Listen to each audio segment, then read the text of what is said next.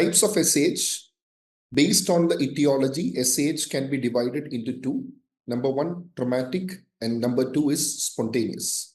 So you've got traumatic SH and spontaneous SH. The most common cause of SH is trauma. Okay, most common cause of SH is trauma. And coming to the spontaneous SH can happen when the vessel wall is weakened. When the vessel wall is weakened and the vessel ruptures. So this can be as a part of aneurysms, correct? So it can be an aneurysmal SH, that is aneurysmal SH.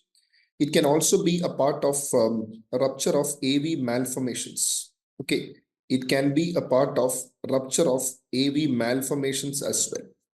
So all this can cause spontaneous subarachnoid hemorrhage.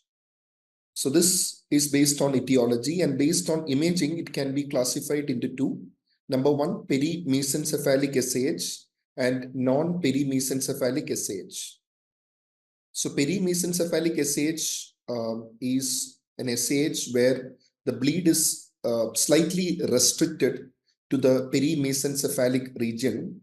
Okay, so it can extend to the ambient cisterns as well. Whereas the non-perimesencephalic SH is a more diffuse SH. Okay, so you generally categorize as these two, perimesencephalic and non-perimesencephalic SH. Very rarely you can have an SH which is restricted to the Sylvian fissures as well, which is not given a separate categorization. Okay, you will say that it is an SH which is restricted to the Sylvian fissure. So I hope you're clear on the first sub-question on the types of SH.